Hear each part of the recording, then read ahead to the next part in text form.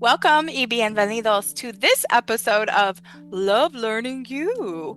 And today's episode, I am excited to introduce you all to something I'm coming out with, but I also wanted to do a free workshop because why not? Why not? So let's hop into it. I was recently giving a presentation at a K-12 education conference, and I got the question that I always get, which is, Justine, what do you use for your presentations and documents?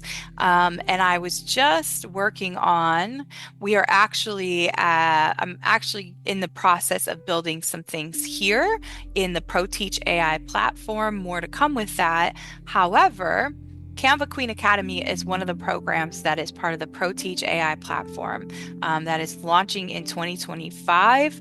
I've been hard at work in my labs and I am here to create with you all today. So I want to share this because I often took for granted as a K-12 educator, whether that was a school leader, or a teacher, no matter my title, this privilege of being able to create so often. And what I mean by that is I was creating a class newsletter, a classroom website, a staff website when I was an assistant principal. Like, I got to do a lot of really cool things. I love technology. I've always had a knack for it.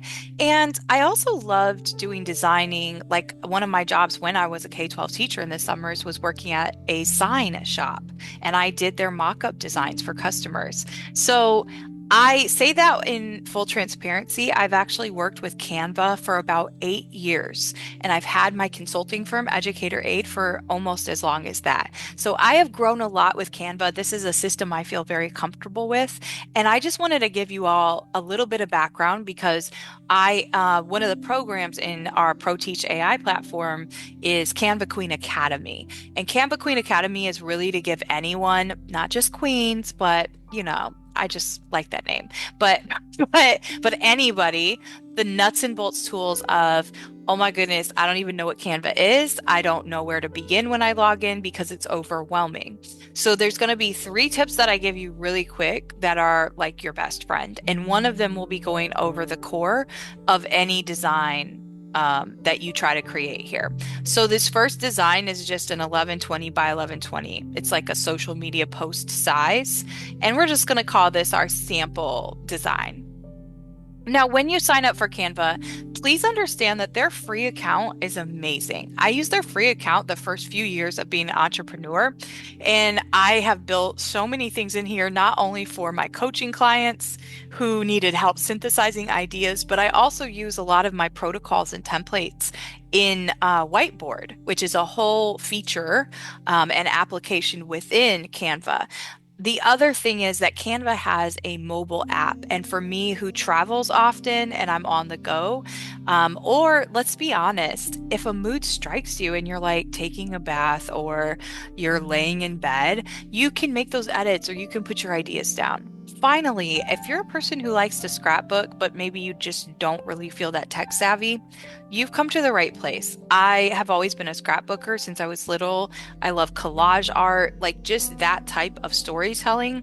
I think Canva speaks to me for that same reason. So you're in good company if you're here. We'll teach you all the basics, and then you can just have fun with all the different design elements. All right, finally, if you have questions or comments or ideas, just comment below and make sure you hit subscribe too. It helps us out and it helps me to continue to create high level content for you all.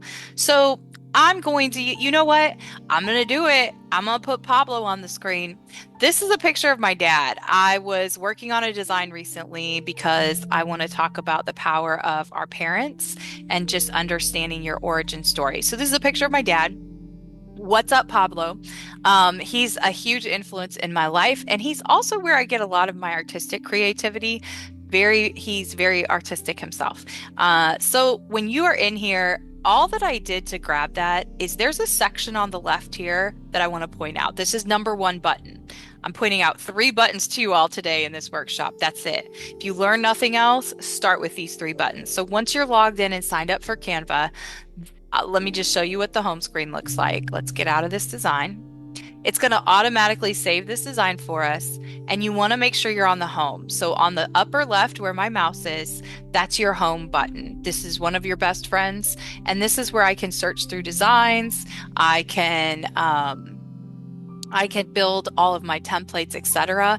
I'm getting into all of those things in Canva Queen Academy. But for today, once you're signed up, once you say, I want to click on a design, maybe you go to the Dream Lab, etc., whatever, you're going to click on it. Oh, I clicked on the wrong file. We wanted the one with Pablo's picture. There we go. Um, there we go. So I'm going to pop this file open with the arrow for our sample design. And we have my dad's picture from his senior year on there. And here, now let me get back to this, uploads. So uploads are actually where you can upload all of your own pictures and files yourself. So under uploads is where anything you upload, you can see I've been doing some stuff for presentations. I also do my social media development and here, all that kind of stuff. You can create folders, you can organize all your files. So up here is where you're going to title. I just called it sample design, but you can give your name any title.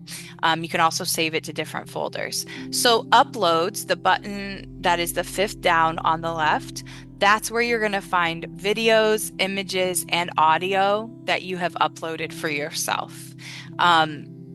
All of these other buttons over here are going to give you things like elements. So right here, I can say party hat. Maybe I want a party hat and I want to put a party hat on Pablo because his birthday is coming up or something like that. This is where you search elements. It's where you search pretty much anything and everything you would want to add to a design or reshape or reimagine. I can also go into my color palette across the top and say, no, I don't want yellow. I actually want peach. Let me change that to peach.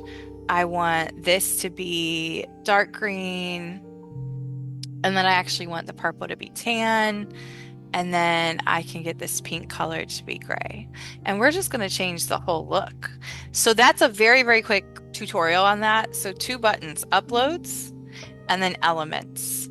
And this is going to let you add anything and everything you wanted to a design. So that's the first two buttons. Uploads, it's where you're going to upload any of your own pictures that you may want to edit. And then elements. So the reason I started with these two buttons is because they are what you are typically going to use the most to create any design in Canva. The final button I'm going to show you is just the edit button. And under edit, when I click on Pablo's picture, it's going to bring up a whole new left pane here that is going to let you adjust. So if I want to adjust all of the different sharpness, clarity, vibrance, saturation, the shadows, if you get into those or you're more of a technical photographer, I can also just select a background, foreground, or the whole image. I'm going to choose background. And what I want to actually do is let's change the background to be more this tinted blue.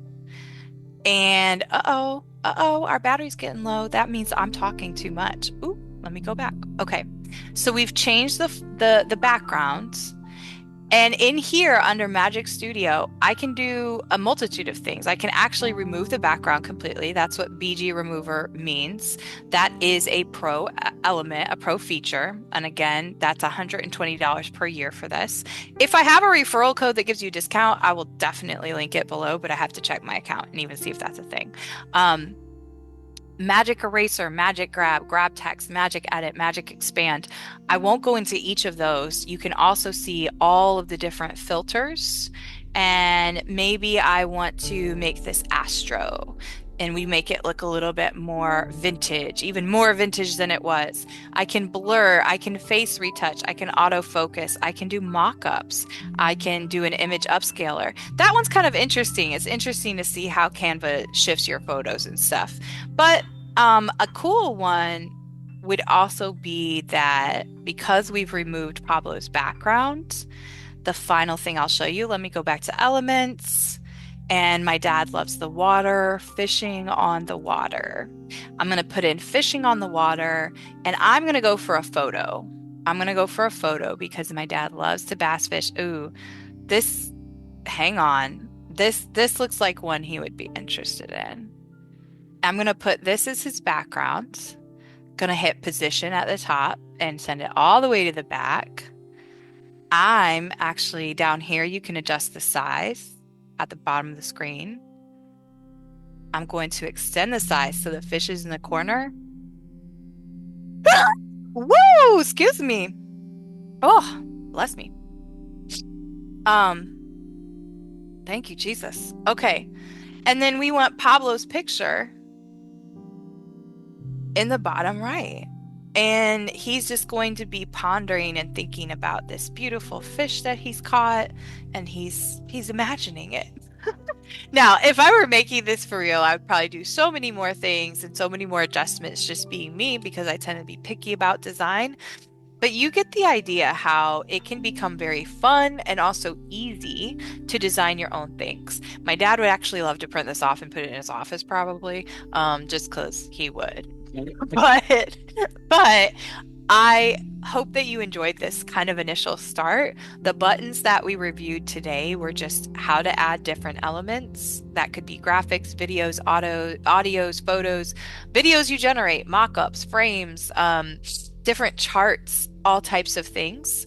We also looked at uploads and how you can upload all of your own tools and resources and photos and images, whether that's for social media or presentations, articles, published reports, etc., newsletters.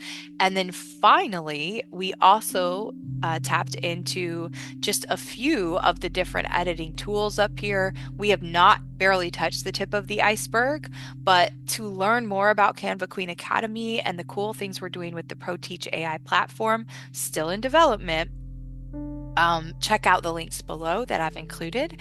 And I just thank you all for tuning in. We have some really incredible guests coming up in 2025 for Love Learning You featured voices.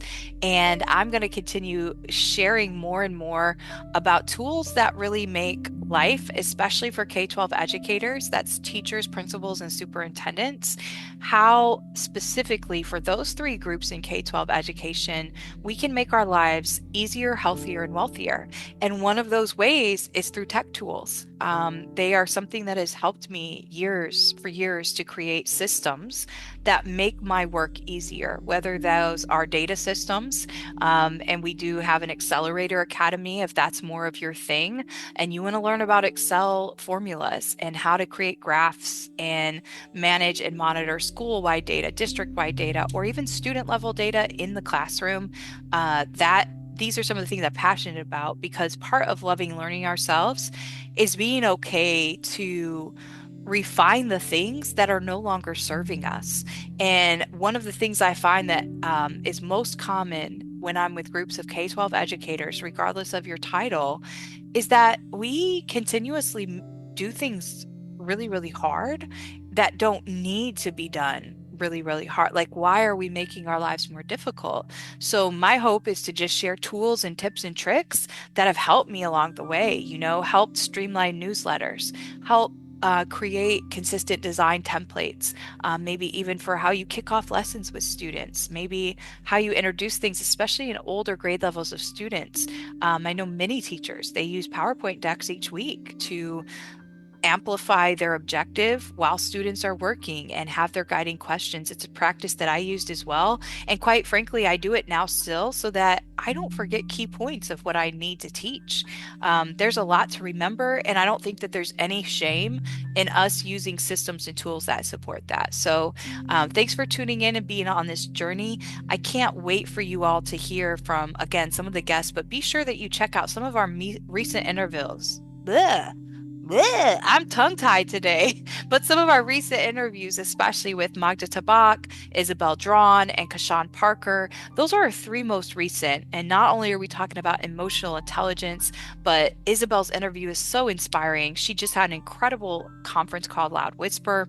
And then Magda's interview, she's a neuro-mindfulness expert. Just lots of cool things coming out for you all. And even if maybe our main topic for this episode was not related to emotional intelligence or cultural awareness, one of those things of being emotionally intelligent and culturally responsive are using tools that help us spend more time focused on those things. So if this tool or any others that I introduce can help with you spending more time getting in touch with who you are, spending time in reflection and introspection, then that is what I am here to do, and I'm all for it. So comment below if you have questions or if you want more videos like this.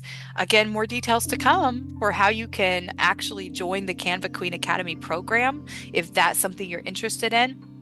But take care. Let's continue to get compassionately curious together. And I'm so, so grateful. We now have subscribers and regular listeners in 40 plus countries around the world. We couldn't do it without you. Thank you for hitting follow and subscribe. Continue to send us your questions and feedback. Take care.